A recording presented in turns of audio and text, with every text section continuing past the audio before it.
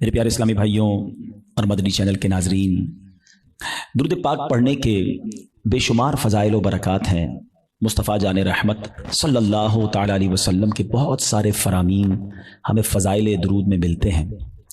اگر میں آج آپ سے ایک ریکویسٹ کروں یا ایک بات کہوں کہ جناب یہ بتائیے کہ آپ مسلمان ہونے کی حیثیت سے اپنی زندگی میں کیا کیا خواہشات رکھتے ہیں؟ ایک مسلمان اپنی دنیا کیسی دیکھنا چاہتا ہے، اپنی آخرت کیسی دیکھنا چاہتا ہے؟ کبھی اکیلے میں بیٹھ کر لسٹ بنائیں کہ دنیا میں کیا چاہتا ہوں، موت کے وقت کیا چاہتا ہوں، قیامت کو کیا چاہتا ہوں۔ اور اب میں آپ کو کچھ مختلف حدیثوں کا، یوں سمجھیے کہ مجموعہ کہہ لیں، عطر کہہ لیں، اس کا خلاصہ کہہ لیں، میں پیش کرنے جا رہا ہوں کہ درود پاک پڑھنے والے کو کیا کیا ملتا ہے۔ علماء بیٹھے ہیں، تقریباً ہر ہی میرے جملے کے پیچھے کوئی حدیث یا کوئی روایت ہوگی، تو آپ کو اندازہ ہو جائے گا کہ یہ کیسا کمال کا وظیفہ ہے۔ میں جو کہتا جاؤں دل خوش ہو تو سبحان اللہ کہتے جائیے گا۔ اگر آپ چاہتے ہیں کہ آپ کی روزی میں برکت ہو تو درود پاک پڑھیے۔ اگر آپ چاہتے ہیں کہ بیماریاں دور ہو جائیں تو درود پاک پڑھیے۔ آپ چاہتے ہیں آپ کی ٹینشن ریلیز ہو جائے، آپ درود پاک پڑھیے۔ آپ چاہتے ہیں ذلت و رسوائی سے بچیں تو درود پاک پڑھیے۔ آپ چاہتے ہیں آپ کی عزتوں میں اضافہ ہو جائے تو درود پاک پڑھیے۔ آپ چاہتے ہیں کہ مرتے وقت کلمہ نصیب ہو اور نبی پاک کا دیدار ہو جائے تو درود پاک پڑھیے۔ بلکہ آپ یہ چاہتے ہیں کہ قبر میں بھی نور مصطفیٰ سے میری قبر جگمگائے تو درود پاک پڑھیے۔ قیامت کے دن نبی پاک کے پرچم تلے اٹھنا چاہتے ہیں تو درود پاک پڑھیے۔ آقا کے ہاتھوں جام کوثر پینا چاہتے ہیں تو درود پاک پڑھیے۔ بلکہ سنیے، آقا کے ساتھ جنت میں داخل ہونا چاہتے ہیں تو درود پاک پڑھیے۔ مدینے جانا ہے تو درود پاک پڑھیے۔ خواب میں سرور کائنات علیہ الصلوۃ والسلام کی زیارت کرنی ہے تو درود پاک پڑھیے۔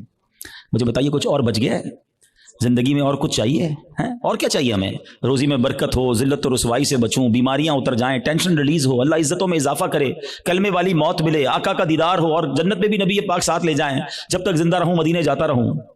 اس کے علاوہ تو بچتا ہی کوئی نہیں ہے نا مسلمان کے لیے۔ اب ماشاءاللہ علماء بیٹھے ہیں، آپ ان سے پوچھیں کہ یہ ساری فضیلتیں ہیں احادیث میں اور روایات میں درود پاک پڑھنے والے کے لیے موجود ہیں، پھر بھی ہم درود پاک نہیں پڑھتے، پھر بھی ہم اس کو اپنا وظیفہ نہیں بناتے۔ اگر درود پاک کو ہم اپنا، اس کو کہتے ہیں نا کہ چابی ہے، یہ اٹ از اے کی آف سکسیس، کامیابی کی چابی ہے، ہر پرابلم دور کرنے کی چابی ہے، تو پلیز درود پاک کو حرز جہاں بنائیے۔ چلتے پھرتے اٹھتے بیٹھتے جتنا ہو سکے درود پاک پڑھتے رہا کریں۔ بلکہ وہ شاعر بہت خوبصورت بات لکھتے ہیں کہ ہر درد کی دوا ہے صلی علی محمد، ہر درد کی دوا ہے صلی علی محمد، تعویذ ہر بلا ہے صلی علی محمد۔ ہمارا تو کام یہ ہے کہ بس کسی پرابلم میں پڑھتے رہیں انشاءاللہ، بلکہ پرابلم آنی نہیں ہے اگر آپ درود پاک کثرت سے پڑھ رہے ہوں گے۔ میرے پیارے اسلامی بھائیوں، آج جس موضوع پہ میں نے بات کرنی ہے وہ بڑا سینسٹیو اور بڑا اہم ٹاپک ہے۔ ہم نارملی اپنی زندگی میں بہت ساری چیزوں کی حفاظت کرتے ہیں۔ چیز جتنی قیمتی ہوتی ہے اس کی حفاظت بھی ہم اس قدر زیادہ کرتے ہیں۔ نارمل سا موبائل جیب میں ہو تو فکر نہیں ہوتی، قیمتی موبائل ہو تو بندہ ہر تھوڑی دیر بعد ہاتھ لگا رہا ہوتا ہے جیب میں، ہے نا۔ گاڑی قیمتی ہو تو بندہ لاک کر کے، بعض اوقات ڈرائیور کھڑا کر کے آتا ہے۔ پیسے تھوڑے سے ہوں تو جیب میں رکھتا ہے، زیادہ ہو تو لاکر میں یا بینک میں رکھتا ہے۔ جتنی چیز قیمتی ہوتی چلی جاتی ہے، ہمارا کانشیس لیول بھی، جو ہمارا حفاظت کا ذہن بھی بڑھتا چلا جاتا ہے۔ ہماری زندگی میں ہماری نیکیوں کی، ہمارے اعمال کی کتنی اہمیت ہے، کبھی ریئلائز کیا آپ نے؟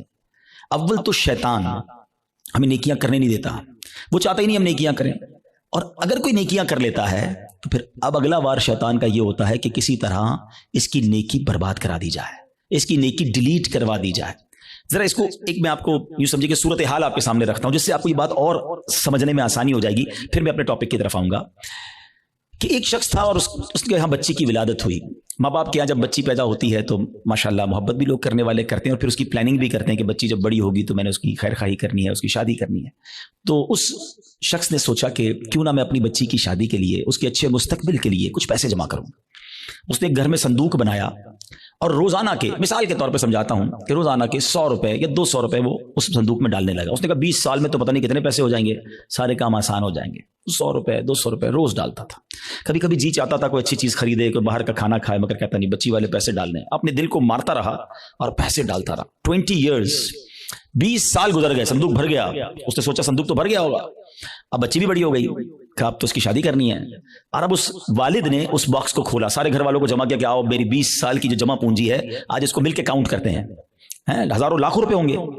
جیسی صندوق کھولا نا، اس کا دل ہل گیا کہ ہوا یہ تھا کہ صندوق لکڑی کا تھا، اس میں کہیں سے ایک سوراخ ہو چکا تھا، और उस सुराख से दीमक अंदर आई और उसकी 20 साल की जो कमाई थी वो सारे नोट वो दीमक खा चुकी थी।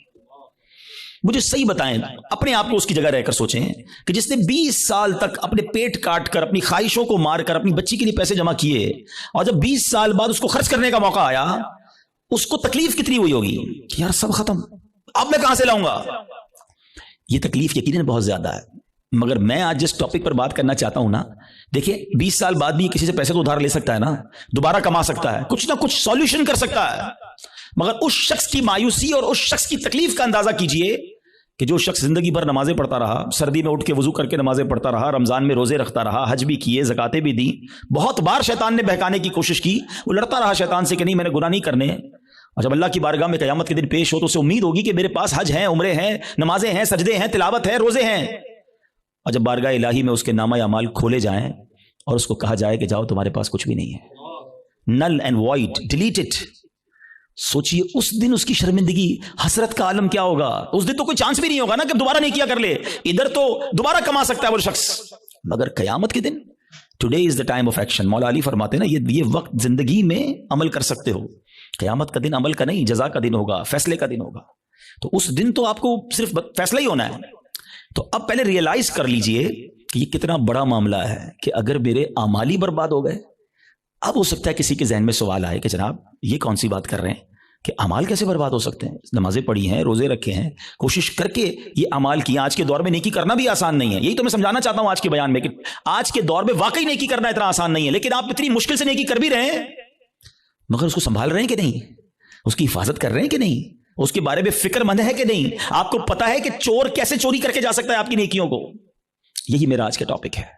और अब आप दोबारा ज़हन में सवाल आ रहा होगा कि भाई बताएं तो सही वो कौन से अमाल हैं कि जिनसे नेकियां बर्बाद। मैं कुरान और हदीस से आज आपके सामने कुछ अमाल ऐसे रखूंगा, कुछ काम ऐसे रखूंगा कि जिसको करने वाले के बारे में फरमाया कि उसके अमाल बर्बाद कर दिए जाते हैं। सबसे जिसको कहें कि अहम तरीन मामला पता है क्या है कि इंसान का ईमान छिन जाए।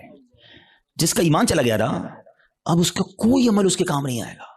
चाहे उसकी जिंदगी सजदों से भरी हुई हो, चाहे उसने बहुत नमाजें पढ़ी हो, सारी जिंदगी रोजे रखे हो, ईमान नहीं तो कुछ भी नहीं। और ये बात कुरान कहता है।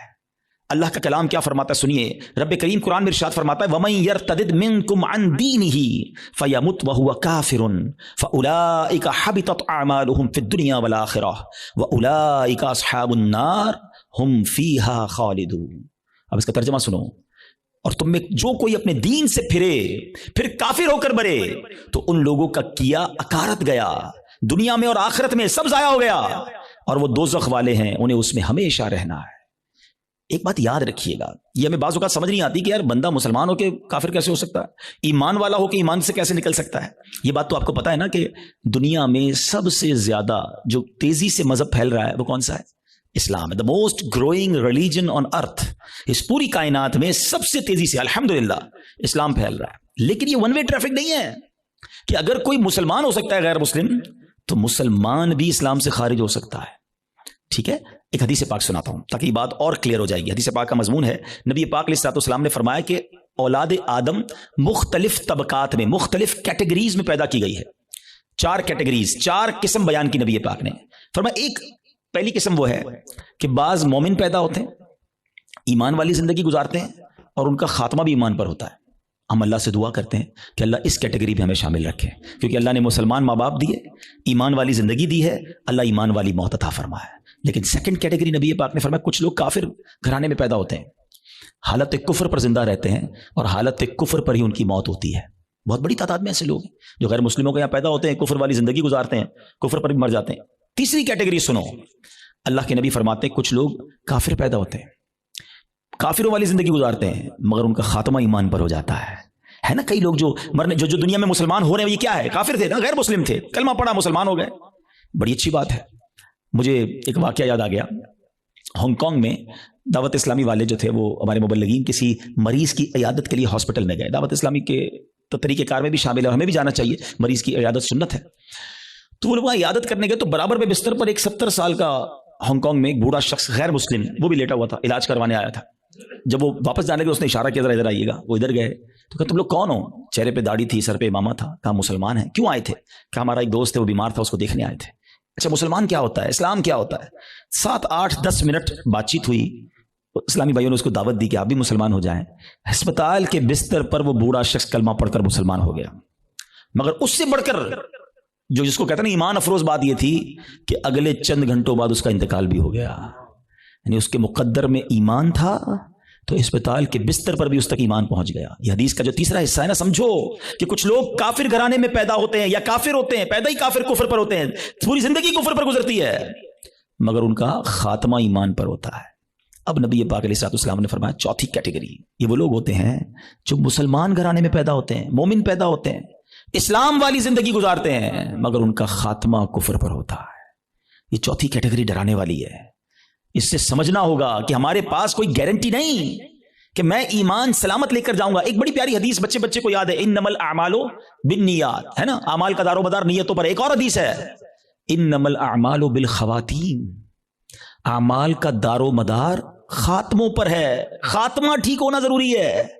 ہم اس کی تو میں سے بہت ساروں کو تو فکر ہی کوئی نہیں یار, اچھا اس کی بھی فکر کرنی ہے, اس پر بھی کوئی بات کرنی ہے, اس کی بھی کوئی سیکیورٹی کرنی ہے. سوچئے نا.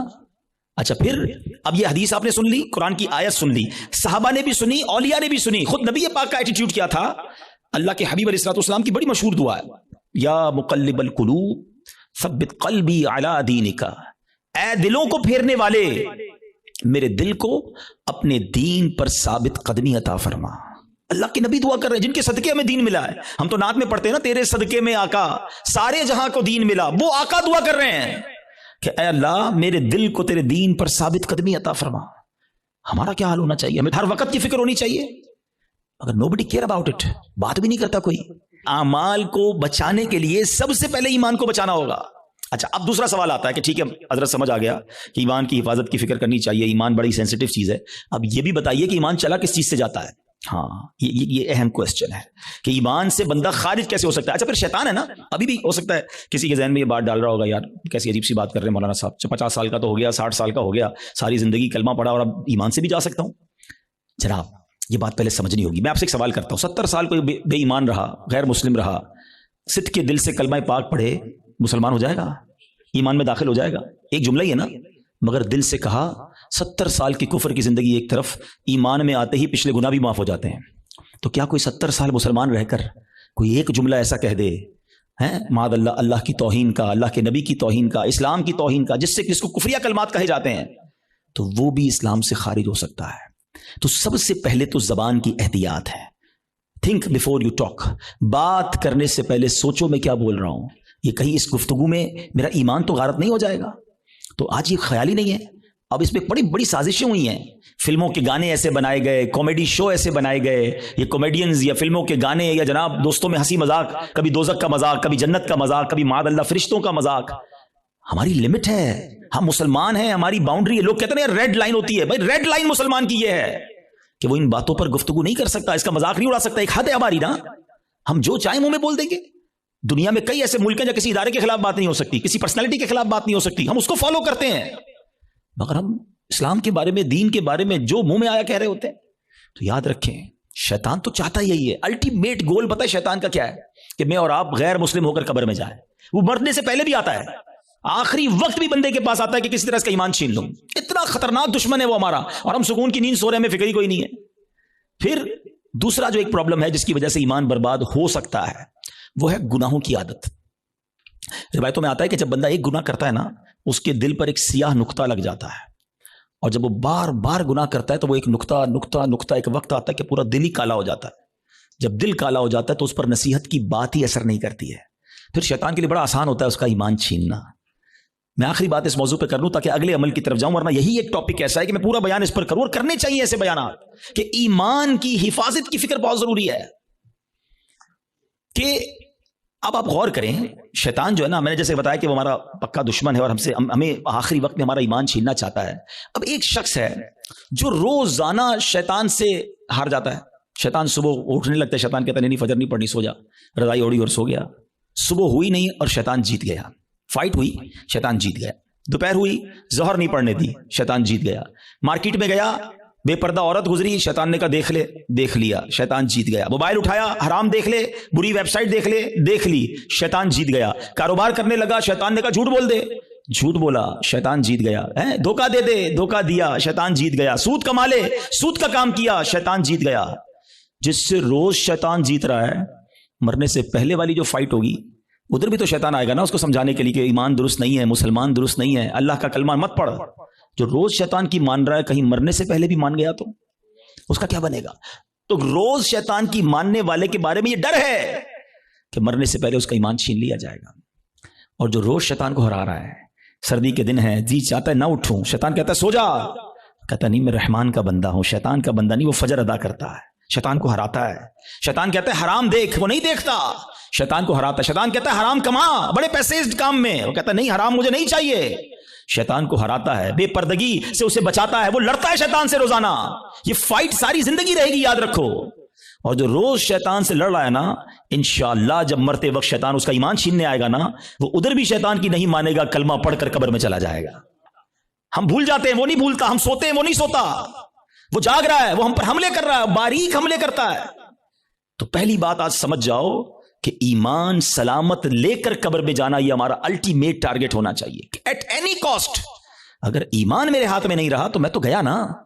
تو ہمیں اس کی فکر بھی کرنی ہے، اس کے لیے دعائیں بھی کرنی ہیں، ہماری نمازوں میں ہماری دعاؤں میں یہ شامل ہونا چاہیے۔ آپ بزرگوں کی دعائیں تو پڑھیں نا، نبی پاک کی دعائیں پڑھیں، ایمان کی سلامتی کا وہاں آپ کو ذکر ملے گا، ایمان کی حفاظت کا ذکر ملے گا۔ ہماری دعا کیا ہے؟ یا اللہ کاروبار میں برکت دے دے، صحت میں برکت دے دے، بڑا بنگلہ مل جائے، نوکری مل جائے۔ میں نہیں کہتا اللہ سے مت مانگو، اللہ کے سوا کس سے مانگیں گے؟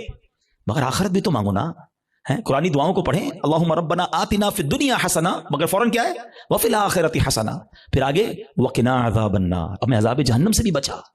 تو اللہ کرے کہ ہم اپنے ایمان کی حفاظت کی فکر کرنے والے بن جائیں۔ ایک اور عمل، اللہ اکبر، وہ اتنا عام ہو گیا ہے کہ جس کی وجہ سے بھی اعمال برباد ہوتے ہیں، اور وہ عمل کیا ہے؟ حدیث پاک سناتا ہوں۔ اللہ کے حبیب علیہ الصلوۃ والسلام فرماتے ہیں، اور وہ عمل یہ ہے کہ بندہ کسی سے حسد کرے۔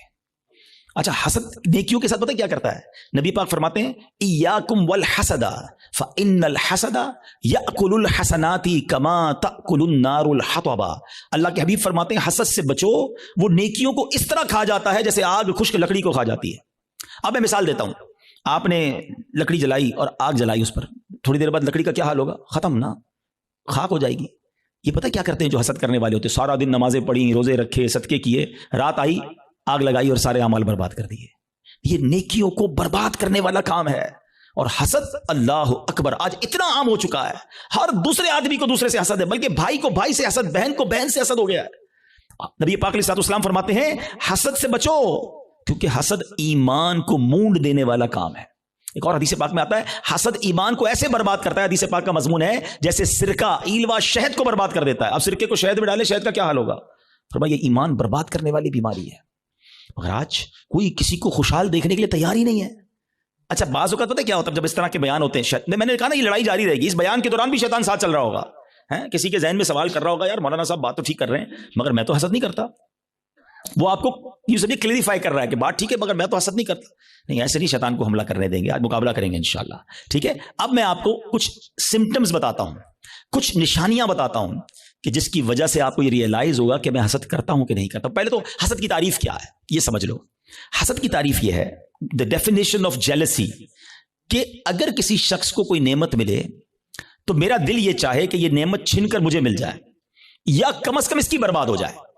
یہ حسد ہے، یہ جہنم میں لے جانے والا کام ہے، حرام۔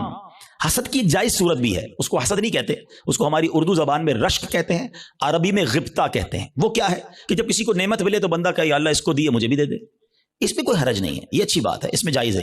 لیکن جو دوسری والی سائیڈ ہے وہ بہت زیادہ بڑھ گئی ہے، ٹھیک ہے۔ پہلے تعریف پتہ چل گئی، اب کچھ نشانیاں بتاتا ہوں، چیک کر لیتے ہیں۔ اگر ٹھیک ہے میرے اندر نہیں تو پھر صحیح ہے، پھر تو اللہ کا شکر ہے میرا دل صاف ہے، اگر گڑبڑ ہے تو پھر علاج بھی بتاؤں گا۔ اب پہلے تو لیبارٹری ٹیسٹ کر لیتے ہیں ایک دوسرے کا۔ چیک کیجئے آپ کی لائف میں کوئی ایسا ہے۔ اچھا، یہ ایک اور پہلے بات بتا دوں، حسد جو ہے نا ہوتا ہی اس سے جس کو ہم جانتے ہیں، جس سے تعلق ہوتا ہے، جس سے تعلق نہیں اس سے حسد نہیں ہوتا۔ ہمیں فیصلہ آباد میں رہ کر برازیل کے کسی شخص سے حسد نہیں ہو سکتا، ہم جانتے ہی نہیں اس کو، پتہ نہیں کیا کر رہا ہے۔ حسد کس سے ہوگا؟ یا تو کسی دوست سے ہوگا، یا کسی رشتہ دار سے ہوگا، یا اپنی فیلڈ کے کسی بندے سے ہوگا۔ آپ کاروبار کرتے ہیں نا، کسی کاروباری اپنے کسی کاروباری سے ہو جائے گا، اپنے کسی رشتہ دار سے ہو جائے گا، اپنے کسی دوست سے، اپنے کسی قریب پڑوسی سے ہو سکتا ہے، جس کے ساتھ آپ کا انٹریکشن ہے نا، آپ اس سے حسد کر سکتے ہیں۔ اب چیک یہ کرنا ہے کہ میں کسی سے حسد کرتا ہوں کہ نہیں، ٹھیک ہے۔ میں نے آپ کو باؤنڈری بتا دی ہے، اب میرا لیبارٹری ٹیسٹ کہہ لیں، مدنی لیبارٹری ٹیسٹ کرتا ہوں. اب میں آپ کو 2-3 ایگزامپلز بتاتا ہوں. اپنے آپ سے خود ہی سوال کریں، مجھے جواب نہیں دینا، آپ نے اپنے آپ سے سوال کرنا ہے. پہلا سوال، دنیا میں کوئی ایک بندہ ایسا ہے، یا عورت بھی ہو سکتی ہے، رشتہ دار بھی ہو سکتی ہے، کہ یار جب بھی اسے کوئی خوشی ملتی ہے نا، نعمت ملتی ہے، ترقی ملتی ہے، دولت ملتی ہے، شہرت ملتی ہے، تو مجھے پرابلم ہوتا ہے، مجھے مزہ نہیں آتا. پہلا سوال اپنے دل میں جواب رکھیے گا، مجھے مت بتائیے گا.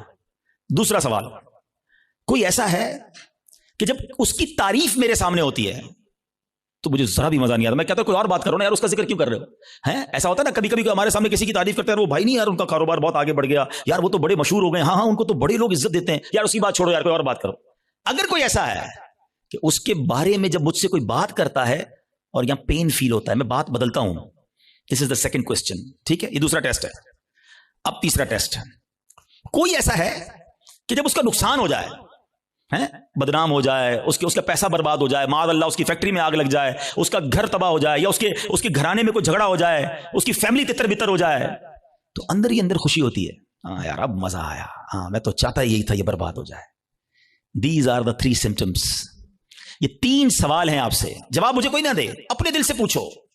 اگر کسی کے بارے میں ان تینوں میں سے کوئی ایک بھی کیفیت ہے نا، تو پھر حسد اور کس کو کہتے ہیں؟ جناب آپ بیمار ہو چکے ہیں، ڈاکٹر کہتا ہے نا آپ کے ٹیسٹ کے بعد شوگر ہو گئی ہے بھائی، بلڈ پریشر ہو گیا، اب ہن احتیاط کرو، تو تسی ہن احتیاط کرو، تواڈے دل وچ حسد آ گیا ہے. اگر ان تینوں میں سے کوئی ایک بات کا جواب ہاں میں آ رہا ہے، اور کوئی بندہ یا کوئی رشتہ دار عورت یا فیملی کا کوئی ممبر ذہن میں آ رہا ہے، آپ کو پتا ہے اتنا مکار ہے شیطان، بہن کو بہن سے حسد کرا دیتا ہے. کیسے؟ ایک بہن خوشحال ہے اپنے سسرال میں، دوسری بیچاری غریب ہے، اب اس کے دل میں ڈال دے گا یہ ترقی کر رہی ہے، میں پیچھے رہ گئی، برباد. نیکیاں اچھا جس سے حسد کر رہے ہیں نا، ہم اس کا بگاڑ کچھ نہیں سکتے. ایک اور بات سن لینا، آج حسد اتنی خطرناک بیماری ہے کہ حسد ہو گیا تو جل خود ہی رہا ہوں میں، اس کا کچھ نہیں بگڑ رہا، وہ ترقی کیے جا رہا ہے، نہ رات کو نیند آ رہی ہے، اسی کے بارے میں سوچی جا رہا ہوں، دل الگ جل رہا ہے. قیامت کی آگ تو الگ ہے، ابھی سے دل جل رہا ہے. یہ اتنی خطرناک بیماری ہے. حسد کے دنیاوی سمپٹمز بتاؤں آپ کو. ہمیں بہت سارے لوگ ملتے ہیں، آ کر کان میں کہتے ہیں، کبھی پرچی دیتے ہیں، نیند نہیں آتی، سکون نہیں ہے، میں سوچتا بہت ہوں. جس کو بھی یہ پرابلم ہے نا، چیک کر لے اس نے کسی نہ کسی کا حسد والا ہوا ہے، کیونکہ وہ ترقی کیے جا رہا ہے، تمہاری نیند اڑتی جا رہی ہے، تم سوچتے ہی اس کے بارے میں ہو. پرابلم ہوتی ہے یار، ایک اور فیکٹری، ایک اور بنگلہ لے لیا، ایک اور کوٹھی لے لی، ایک اور گاڑی لے لی. ارے بھائی لے لی تو تمہیں کیا پرابلم ہے؟ اتنی خطرناک یہ بیماری ہے کہ چین نہیں لینے دیتی بندے کو. یہ سوچئے گا، یعنی اس کے دنیاوی نقصان بھی ہے نا. میں اپنی فیملی سے ڈسٹرب ہو گیا، میں اپنی لائف سے ڈسٹرب ہو گیا، کیونکہ میں نے کسی کا حسد دل میں پال لیا. یار اس کو تو میرے محلے میں کوئی نہیں جانتا تھا، آج یہ پوری دنیا میں پاپولر ہو گیا، اس کو اتنی عزت کیسے مل گئی؟ میں بھی تو ایک. اچھا یہ پتہ ہے صرف عام لوگوں میں نہیں، یہ علماء میں حسد ہو جاتا ہے، نعت خوانوں میں آپس میں حسد ہو جائے گا. جو جس فیلڈ کا ہوگا نا، ہم جس فیلڈ کے، ہمیں اپنی فیلڈ والے سے حسد ہو سکتا ہے. اچھا اس کا بیان اتنا اچھا ہو گیا، اس کی آواز اتنی اچھی ہو گئی. شیطان مردود کہ کوئی خوبصورت ہوتا ہے اس سے حسد ہو جاتا ہے. بہت ساری چیزوں سے حسد ہوتا ہے، دولت سے، شہرت سے، خوبصورتی سے، طاقت سے، اقتدار سے، کوئی بھی نعمت ملے. اچھا اب سمر ٹیسٹ ہو گیا، لیبارٹری ٹیسٹ کا رزلٹ اپنے پاس ہی رکھیے گا، ٹھیک ہے. اب خدا نہ خواستہ میرے کسی بھائی کو اگر حسد ہو گیا ہے تو اس کو کلیریفائی کرنے کا طریقہ بھی بتا دیتا ہوں، اس کا علاج بھی بتا دیتا ہوں. اس کا علاج یہ ہے کہ سب سے پہلے تو آپ یہ ریئلائز کریں کہ مجھے حسد کس سے ہوا ہے. اچھا حسد کس سے ہوا اور کیوں ہوا ہے؟ کسی کے مال سے ہو جاتا ہے، کسی کی خوبصورتی سے ہو جاتا ہے، کسی کی شہرت سے ہو جاتا ہے، واٹ ایور کوئی ریزن ہوگا نا، وہ ریزن پہلے آپ ریئلائز کر لیں. پہلا طریقہ یہ ہے، پہلا علاج یہ ہے کہ آپ اللہ سے دعا کریں کہ اللہ میرے دل کو حسد سے پاک کر دے، میرے دل کو گندگی سے پاک کر دے، دل کی ساری بیماریوں سے پاک کر دے. ایک تو دعا ہے، اللہ کریم ہے، قبول فرما لے گا تو دل پاک ہو جائے گا. دوسرا دعا میں اس بندے کو بھی شامل کر لیں کہ اللہ اس کے مال میں اور برکت دے دے. اگر وہ اس کے حسن سے پرابلم ہے، اللہ اس کے حسن میں اور برکت دے دے. اس کی شہرت سے پرابلم ہے، اللہ اس کی شہرت میں اور برکت دے دے. ہاں ہے یہ تھوڑا مشکل، یہ اینٹی بائیوٹک ہے نا، علاج ہو رہا ہے نا. اب آپ جب کسی کے لیے دعا کریں گے نا، یا اللہ اس کے مال میں اور برکت دے دے، اور تھوڑے دنوں بعد آپ کو کوئی بندہ آ کے بتائے گا یار اس کی ایک اور فیکٹری لگ گئی، تو آپ کہیں گے میں بھی تو دعا کرتا تھا پر لگ نہیں تھی فیکٹری. تیسرا طریقہ ایک اور ہے حسد سے نکلنے کا، کہ جس سے حسد ہوا ہے نا اس کو تحفہ دے. حدیث پاک کا مضمون ہے تحفہ دو محبت بڑھے گی. ہاں لیکن یہ بتا کے مت دینا کہ بھائی تیرے سے حسد ہو گیا تھا تحفہ لے کر آئے، مولانا صاحب نے کہا، اور گل خراب ہو جائے گی. تو بتانا نہیں اس کو، ہاں بتانا چلے اس کو. اچھا ایک بات اور سمجھ لو آپ، جس سے حسد ہوا ہے نا اس کو کوئی پرابلم نہیں ہے، پرابلم مجھے ہے، ٹھیک مجھے ہونا ہے. اس کو تو شاید نیکیاں مل رہی ہوں گی اگر کوئی اس کے بارے میں غیبت کر رہا ہے، بدگمانیاں کر رہا ہے. ہمیں اپنا علاج کرنا ہے. میرے اعمال بڑے تھوڑے ہیں. اور شاعر کہتے ہیں نفس بدکار نے دل پر یہ قیامت توڑی، عمل نیک کیا بھی تو چھپانے نہ دیا. ایک تو نیکی ہوئی نہیں، ہوئی تو بچائی نہیں. تو دو باتیں ہو گئی آج کے بیان میں، ایمان کی حفاظت اور اپنے آپ کو حسد سے بچانا ہے. ایک اور عمل بڑا خطرناک ہے اور اس کو شرک اصغر کہا گیا، اور وہ بڑا باریک ہے، شیطان کا ایسا خطرناک وار ہے کہ پتہ بھی نہیں چلنے دیتا. اور وہ ہے ریاکاری. اچھا ریاکاری کیا ہے؟ دکھلاوا. بندے کو بڑا جی چاہتا ہے یار میں نیکی کروں نا, پتا تو چلے میں نے کیا کیا ہے, یار کمال ہے, اتنا اتنا اتنا چندہ دیا اور کوئی اعلان ہی نہیں, اتنے اتنے سجدے کیے, پتہ ہی نہیں کسی کو کہ کمرے کے اندر جا کے کتنے نفل پڑھتا ہوں, تہجد پڑھتا ہوں. تو اب نیکی کر, پہلے تو مشہور تھا نیکی کر دریا میں ڈال, اب تو نیکی کر فیس بک پہ ڈال, ہر چیز سوشل میڈیا پہ ڈالنی ہے. تو یہ جو دل کی چاہت ہے نا اندر سے, یہ سمجھو یہ بڑا باریک وار ہے. اور احادیث میں ریاکاری کے بارے میں اس قدر شدید روایتیں ہیں کہ اللہ کے حبیب علیہ الصلوۃ والسلام فرماتے ہیں کہ جب لوگ اپنے اعمال لے کر آئیں گے نا اللہ کی بارگاہ میں, اگین وہی والی بات, باکس والی بات یاد ہے نا کہ باکس کھولا تو کچھ نہیں, ریاکار جب اللہ کی بارگاہ میں اعمال لے کر آئیں گے تو ریاکاروں سے کہا جائے گا ان کے پاس جاؤ جن کے لیے تم ریاکاری کرتے تھے, انہی سے جا کے اپنا اجر لے لو. اللہ فرمائے گا میرے پاس کچھ بھی نہیں ہے, لوگوں کو دکھانا تھا نا, جاؤ ان سے جا کے لے لو اجر. ہمارا کیا ہوگا اگر ہمارے روزے, ہمارے حج, ہمارے عمرے, ہمارے صدقے اگر یہ کہہ دیا گیا؟ اور یہ اتنا باریک وار ہے شیطان کا کہ پتہ بھی نہیں چلتا, کہیں نہ کہیں بہانے سے ہم سے وہ ریاکاری کراتا ہے. وہ مشہور حدیث آپ نے کئی بار سنی ہوگی کہ قیامت کے دن اللہ کی بارگاہ میں سب سے پہلے ایک شہید کا فیصلہ ہوگا. اس سے کہا جائے گا تو نے کیا کیا؟ اللہ فرمائے گا میں نے تجھے اتنی نعمتیں دی. وہ مانے گا یا اللہ ہاں مجھے نعمتیں ملی. حدیث کا خلاصہ ہے, اللہ فرمائے گا تو نے کیا کیا؟ کہ یا اللہ میں نے تیری راہ میں جہاد کیا, لڑتے لڑتے شہید ہو گیا, جان دے دی تیری بارگاہ میں. یعنی آپ سوچو یار جان دینے سے بڑھ کر تو کچھ نہیں ہے نا. مگر اللہ کی طرف سے کیا ارشاد ہوگا؟ تو جھوٹا ہے, تو نے اس لیے یہ عمل کیا کہ تجھے بہادر کہا جائے, مجاہد کہا جائے, تجھے کہہ لیا گیا اے فرشتوں اس کو جہنم میں ڈال دو. شہید جہنم میں کیوں؟ نیت اللہ کی رضا کی نہیں تھی نا, شہرت کی تھی, لوگوں کو پتا چلے. اب اللہ کی بارگاہ میں ایک سخی لایا جائے گا. اے اللہ کی راہ میں خرچ کرنے والوں غور سے سنو, وہ سخی اللہ کی بارگاہ میں لایا جائے گا. اللہ فرمائے گا میں نے تجھے بہت مال دیا. کہے گا ہاں یا اللہ تو نے مال دیا مگر میں نے تیری راہ میں دل کھول کر خرچ کیا. میں خلاصہ کہہ رہا ہوں, میں نے تیری راہ میں دل کھول کر خرچ کیا. ارشاد ہوگا کہ تو جھوٹا ہے, تو نے اس لیے کیا کہ تجھے سخی کہہ لیا جائے. اے فرشتوں اس کو بھی اٹھا کر جہنم میں ڈال دو. دنیا میں سخی مشہور ہو گئے تھے نا, بس اب جہنم میں جاؤ.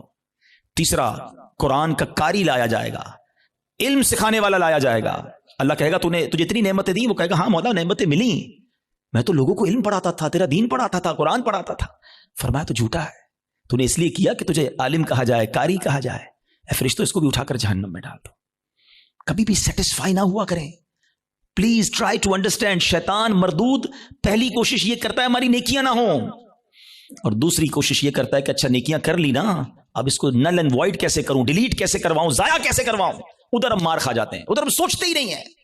بڑا جی چاہتا ہے لوگوں کو پتا چلے اتنے حج کیے ہیں, اتنے عمرے کیے ہیں. ایکچولی ہماری تو روز لوگوں سے ملاقاتیں ہوتی ہیں نا, معذرت کے ساتھ کسی سے ملنے جاتے ہیں نا, سب جگہ نہیں لیکن کچھ جگہ ایسا ہوتا ہے کہ 15 منٹ کے اندر بندہ اپنی 15 سال کی نیکیاں گنواتا ہے کہ میں نے اتنے حج کیے ہیں, الحمدللہ ہر سال عمرے پہ جاتے ہیں, سرکار نے بڑا کرم کیا ہے, تہجد کی نماز کی بڑی پابندی ہے, تو رجب شعبان کے روزے بھی رکھتا ہوں, تو فلاں علاقے میں بھی ہم غریبوں کی مدد کرتے ہیں, تو فلاں بھی.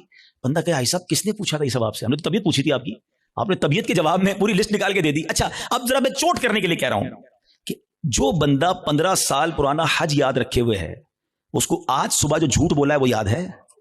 تھوڑی دیر پہلے موبائل اٹھا کر حرام دیکھا وہ یاد ہے؟ آدھے گھنٹے پہلے غیبت کی تھی وہ یاد ہے؟ آج دن میں کئی گناہ ہوئے وہ یاد نہیں؟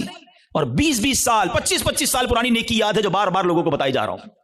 پوچھے یہ کیوں؟ دیکھیں مجھے بتانے سے مجھے تو کوئی نقصان نہیں ہوا, آپ کا کہیں لاس تو نہیں ہو گیا. انما الاعمال بالنیات. اللہ کی بارگاہ میں ہماری نیتیں کیا ہیں؟ ہم سوچیں. تہجد تو اکیلے بھی پڑھتا ہے نا بندہ, لیکن کبھی ہم نے پڑھ لی تہجد, اب پیٹ میں درد ہو رہا ہے, سامنے والے کو کیسے بتاؤں کہ تہجد پڑھی ہے؟ بس یار آج بہت تھکا ہوا ہوں. خیریت کیوں تھکے ہیں حاجی صاحب؟ تو الحمدللہ تہجد میں اٹھ جاتا ہوں نا. اچھا آپ تہجد بھی پڑھتے ہیں؟ اور ہن دل وچ ٹھنڈ پی گئی. اینو پتہ چل گیا اسی تہجد گزار نے, وہ نہیں بلو ٹک آتا ہے واٹس ایپ پہ میسج ریسیو, ہمیں لگتا ہے میری عبادت اس کو ریسیو ہو گئی, اور ساڈے دل وچ ٹھنڈ پی گئی, اور اللہ کے بندے ریسیو بھی ہو گئی, ادھر سے ڈیلیٹ بھی ہو گئی. کیوں بتانا ہے؟ میں جانوں میرا رب جانے ہے. یہ سمجھو بات کو, یہ بڑی باریک شیطان کا وار ہے. مسجد میں چندہ دیں, امام صاحب کو اسپیشل پرچی جاتی ہے, ذرا حاجی صاحب کے لیے اعلان کریں, ذرا کولر لگایا حاجی صاحب نے, مسجد کے پنکھے فلاں حاجی صاحب نے لگائے, قالین فلاں حاجی صاحب نے. کیوں آپ قالین لگا دیں, رب ثواب دینے والا ہے. میں ہر کسی اچھا اب اگین میں دیکھیں ہر اپنے ٹاپک میں شیطان کا ایک وار بھی انکلوڈ کر رہا ہوں. ابھی شیطان پتہ ہے کیا وار کر رہا ہوگا؟ ہائے ہائے اتنا مردود ہے نا, یہ اس بیان میں بھی ہمیں کوئی اور بندہ یاد دلا رہا ہوگا, یہ عبدالحبیب بھائی صحیح کہہ رہے ہیں, یہ فلاں آدمی ہے نا مسجد میں اعلان کرواتا ہے, وہ فلاں آدمی ہے نا نیکیاں بڑی بتاتا ہے, وہ ہمیں کوئی اور یاد دلا رہا ہوگا, ہمیں اپنے بارے میں فیصلہ نہیں کرنے دے گا. ہمارے پاس کوئی پیرامیٹر نہیں ہے کہ ہم کسی کو ریاکار کہہ سکیں, کیونکہ اگر نیکی کوئی اعلانیہ اس لیے کر رہا ہے کہ لوگوں کو ترغیب ملے تو اس کو ثواب ہے. کیا ہے انما الاعمال بالنیات؟ میں اپنے دل کو تو چیک کر لوں, ہم اپنے دل کو سب چیک کریں, رائٹ لیفٹ نہیں دیکھنا کہ میں جب اعلان کرنے کی سوچتا ہوں، میں جب واٹس ایپ یا فیس بک پہ لگاتا ہوں، میں جب دوستوں کو بتاتا ہوں قرآن اتنا پڑھا، تلاوت اتنی کی، بس یار آج آفس میں غریب بندہ آیا تھا بڑا پریشان تھا، میں نے تو یار اس کو فوراً 25,000 روپے دے دیے، یہ کس لیے کہا؟ اگر اچھی نیت ہے تو ٹھیک ہے، ورنہ ہم جانتے ہیں کہ سامنے والا کا اچھا ماشاءاللہ یار اللہ آپ کو سلامت رکھے۔ پلیز شیطان کے وار کو سمجھو۔ میں نے آپ کے سامنے حدیث رکھی ہے کہ شہید جہنم میں جائے گا، وہ شہید جو جہاد کر رہا ہے مگر دکھاوے کے لیے کر رہا ہے، وہ سخی جہنم میں جائے گا جو کروڑوں لاکھوں روپے خرچ کر رہا ہے مگر دکھاوے کے ساتھ کر رہا ہے اللہ کے لیے۔ ایک چپتا ہوا سوال کر کے اگلے ٹاپک کی طرف جاتا ہوں۔ اپنے آپ سے میں بھی سوال کرتا ہوں، میں خود اپنے آپ سے بھی سوال کرتا ہوں، میرے اور آپ کے پاس ایسی کتنی نیکیاں ہیں جو فقط میں جانوں اور میرا رب جانے؟ کبھی اکیلے میں سوال کرنا اپنے آپ سے کہ کسی کو نہیں پتا، دنیا میں کسی کو نہیں پتا، بس میں جانوں میرا رب جانے۔ ثواب تو اسی لینا ہے نا، جنت میں تو اسی نے مجھے داخل کرنا ہے اپنے کرم سے، میں کیوں دنیا والوں کو بتاؤں؟ اچھا پھر اخلاص، ریاکاری کے اگینسٹ کیا ہے اخلاص؟ اخلاص کی تعریف پتہ ہے کیا ہے؟ آئے ہائے علماء بھی کمال کرتے ہیں، ایک جملے میں گلی مکا دیتے ہیں، کہتے ہیں اخلاص کی تعریف یہ ہے جس طرح تم اپنے گناہوں کو چھپاتے ہو نا، اس طرح اپنی نیکیوں کو چھپاؤ۔ ہم میں سے کوئی چاہتا ہے میری خطائیں پتہ چلیں کہ میں نے کل کیا گناہ کیا، پرسوں کیا کیا؟ نہیں نہیں نہیں، کسی کو میری خطا نہیں پتہ چلنی چاہیے، ہم چھپاتے ہیں، مگر نیکیاں سب کو پتہ چلنی چاہیے۔ سمجھو اس وار کو شیطان کے۔ تیسرا عمل میں نے بتا دیا آپ کو، ریاکاری۔ چوتھا عمل جو اس سے ملتا جلتا ہی ہے، وہ بھی اعمال برباد کرنے والا عمل ہے، اور وہ ہے خود پسندی۔ انسان جو ہے نا اپنے اندر اپنے آپ کو بہت کچھ سمجھنے لگتا ہے۔ حدیث پاک میں آتا ہے خود پسندی 70 سال کے عمل کو برباد کر دیتی ہے۔ آئے ہائے میں 70 سال نمازیں پڑھوں، 70 سال روزے رکھوں، صدقے خیرات کروں، اور ایک خود پسندی میرے سارے اعمال برباد کرتے۔ ایک بزرگ کے بارے میں آتا ہے، اپنے بچے کے ساتھ کہیں سفر پر جا رہے تھے، تو جب سفر پر جا رہے تھے تو سرائے خانہ آیا، رات کو سو گئے قافلے والوں کے ساتھ۔ باپ بیٹے اٹھے اور تہجد کی نماز پڑھی۔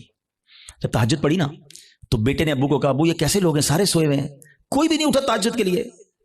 تو والد نے بیٹے کو بڑا کمال کا جواب دیا کہ بیٹا تو بھی سویا رہتا تو اچھا ہی تھا۔ سمجھ آئی بات؟ یہ جملہ بڑا کمال کا ہے۔ آپ تہجد پڑھ کر دوسروں کو حقیر سمجھنے لگے نا، اور اپنے آپ کو میں نے تہجد پڑھی، دیکھو یار یہ سب سو رہے ہیں۔ یہی تو خود پسندی ہے کہ اپنے آپ کو کچھ سمجھ رہے ہیں، اس کا اپنا ہی کمال سمجھ رہے ہیں، اللہ کی عطا نہیں سمجھ رہے اسے۔ خود پسندی نہیں آنی چاہیے۔ 70 سال کے عمل برباد کرنے والا میں نے عمل آپ کے سامنے رکھا ہے۔ اب میں آخری بات، ایسے بہت سارے اعمال ہیں لیکن ظاہر ایک بیان میں سارے تو نہیں ڈسکس کر سکوں گا نا، میں کوشش کروں گا یا کوشش کر رہا ہوں کہ وہ اعمال زیادہ ڈسکس کروں جو بہت زیادہ پینیٹریٹ کر گئے، وہ ہمارے درمیان آ چکے ہیں اور ہماری نیکیاں برباد ہو رہی ہیں اس سے۔ Try to understand, try to secure your good deeds. اچھے اعمال کو بچانے کی فکر کرو نا، ہے ہی تھوڑے، اور وہ بھی برباد ہو گئے تو بنے گا کیا میرا؟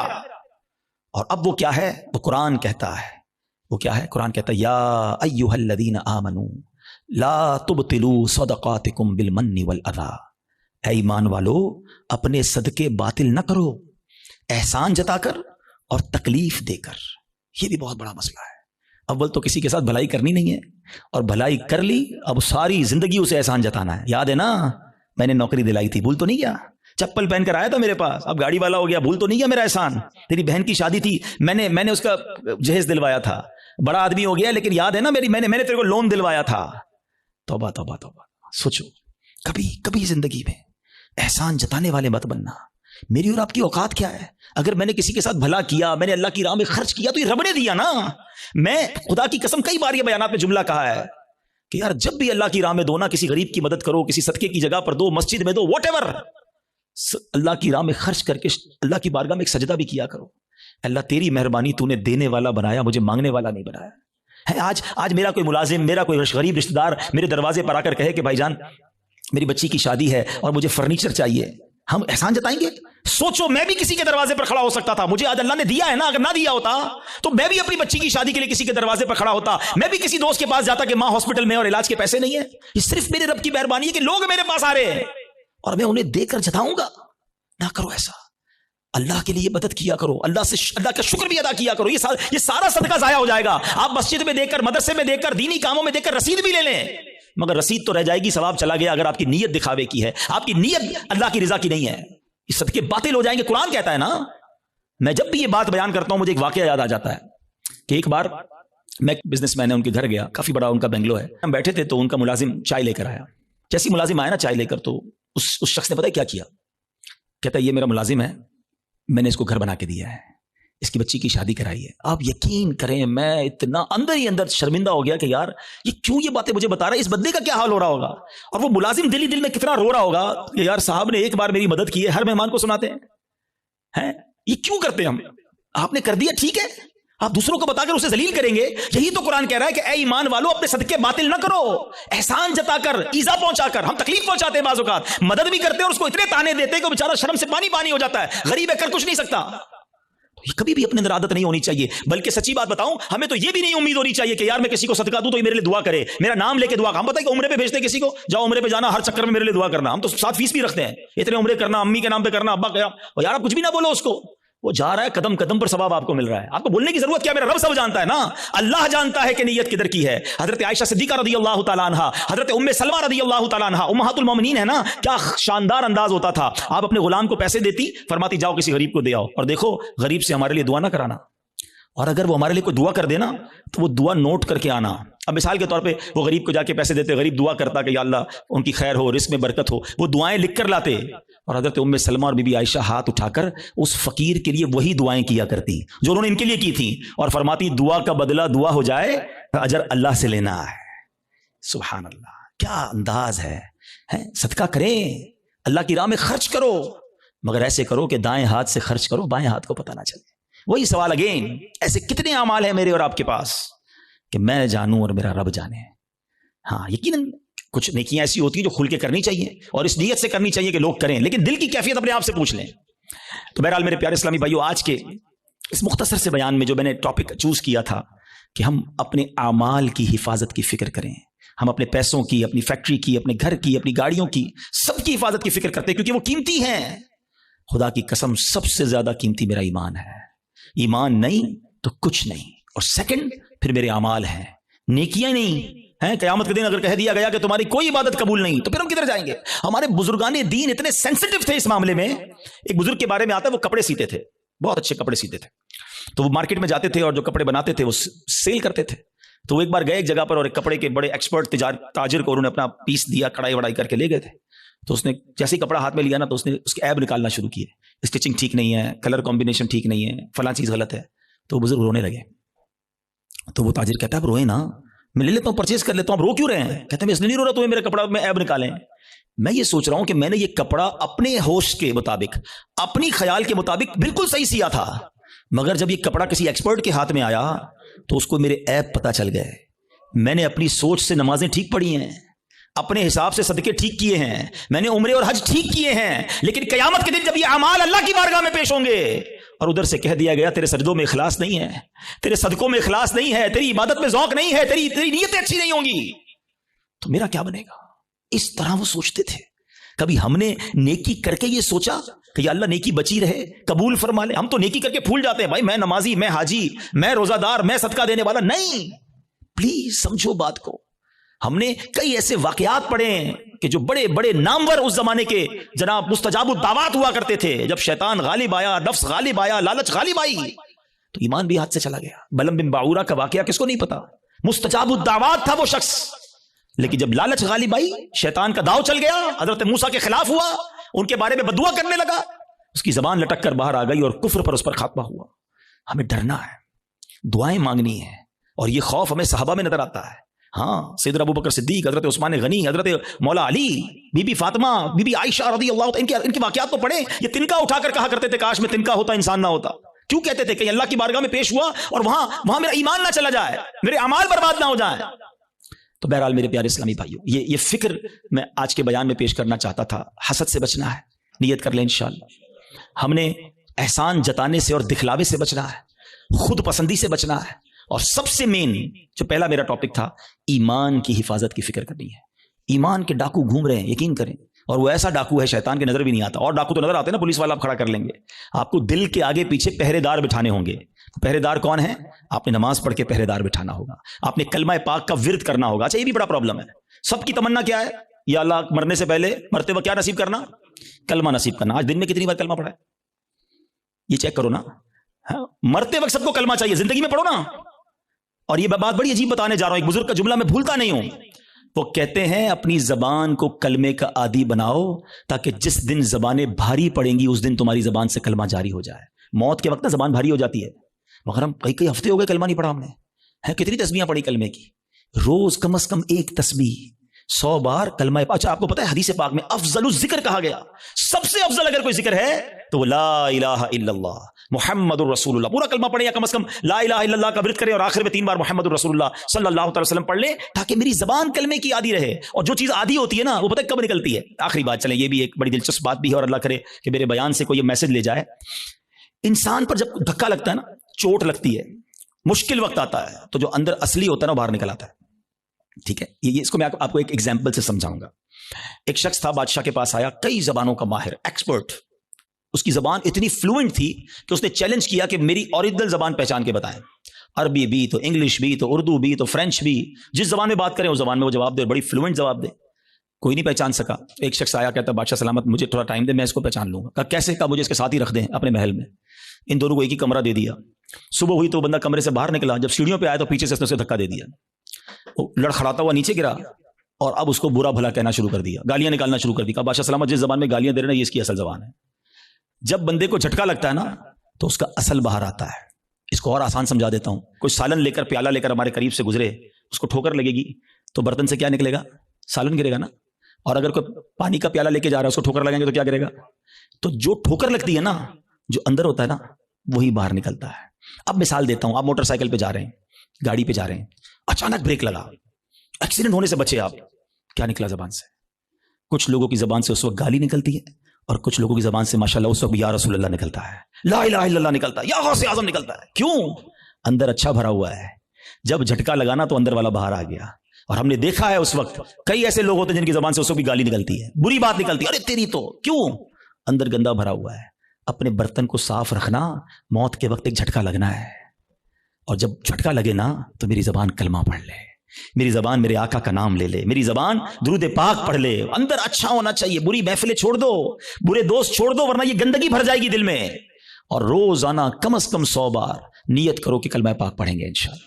ہاں ابھی کلمے پڑھتے رہو، تاکہ مشکل وقت جب آئے، جب سکرات کے وقت زبان بھاری ہو جائے تو میری زبان کلمہ پڑھنے والی بن جائے۔ تو انشاءاللہ کلمے کے عادی بن جاؤ، اور ایسے دوستوں سے بچو، ایسی محفلوں سے بچو جہاں کفریہ باتیں کی جاتی ہیں۔ میرے رضا نے تو 100 سال پہلے کہہ دیا تھا کہ سونا جنگل، رات اندھیری، چھائی بدلی کالی ہے، سونے والو جاگتے رہیو، چوروں کی رکھوالی ہے۔ اور چور بھی کیسا ہے شیطان؟ آنکھ سے کاجل صاف چرا لے، یا وہ چور بلا کے ہیں، تیری گٹھڑی تاکی ہے اور تو نے نیند نکالی ہے۔ تیرا ایمان چھیننے آیا ہے اور تو سو رہا ہے، تجھے فکر ہی نہیں۔ تو بہرحال الحمدللہ دعوت اسلامی کے اس پیارے ماحول میں ہمیں ایسی سوچ دی جاتی ہے کہ ہم اپنے اعمال کی حفاظت کی فکر کریں، اپنے ایمان کی حفاظت کی فکر کریں۔ پہلے تو نیکیاں کرنی ہیں اور ضرور کرنی ہیں، مگر پھر اس کو بچانا ہے، اس کی سیکیورٹی کی فکر کرنی ہے۔ اور میں نے آج چند باتیں بتائیں۔ میں آخر میں ایک بک سجیسٹ کرنا چاہوں گا، ایک کتاب ہے جس کتاب سے میں نے آج بیان کیا، یہ بھی مکتبۃ المدینہ کی مہربانی ہے، دعوت اسلامی کی یقین کریں مہربانی ہے۔ اگر میں آپ کو کہوں یار حدیثیں جمع کرو اور ڈھونڈو اس میں کون کون سی چیزیں جو اعمال برباد کریں گی، ہم کہاں سے ڈھونڈیں گے؟ اللہ کی رحمت سے دعوت اسلامی والوں نے ایک پوری کتاب بنا دی ہے، ساری وہ حدیثیں اور قرآن کی آیتیں جمع کر دیں کہ جس میں نبی پاک نے اور اللہ کے پیارے کلام نے ہمیں بتایا کہ یہ وہ عمل ہے جو تمہاری نیکیاں برباد کر دیں گے۔ وہ کتاب لیں، اس کو پڑھیں۔ تو بہرحال آج انشاءاللہ یہ آپ نے اور میں نے عزم کر کے جانا ہے، اب شیطان کو نیکیاں نہیں برباد کرنے دوں گا۔ ایسے کیسے برباد کرنے دوں؟ اتنی مشکل سے نیکی کماؤں اور میری برباد کر دے ایک جھٹکے کے اندر۔ آپ کے پیسے کو چھین لے، کتنا برا لگتا ہے کہ یار میں آج سارا دن محنت کر کے اپنے بچوں کے لیے پیسے کما کے آؤں اور رات کو آؤں اور اپنے پیسوں کو آگ لگا دوں۔ کوئی نہیں کرنے دے گا، یہ ہم حسد کر کے نیکیوں کو آگ لگا دیتے ہیں۔ تو انشاءاللہ آج کے بعد اپنی نیکیوں کی حفاظت کریں گے انشاءاللہ، اور نیکیاں بڑھانے اور نیکیوں کی حفاظت کرنے کے لیے اللہ کی رحمت سے دعوت اسلامی کا ماحول آپ کے سامنے ہے۔ اس ماحول سے وابستہ رہیں، دعوت اسلامی کے اجتماعات میں آتے رہیں، مدنی چینل دیکھتے رہیں، اس طرح کے مزید بیانات سنتے رہیں گے تو انشاءاللہ آپ کو سیکھنے کو ملتا رہے گا انشاءاللہ عز و جل۔ اور مدنی قافلوں میں بھی سفر کریں۔ اللہ کریم ہم سب کا جمع ہونا اپنی بارگاہ میں قبول فرمائے۔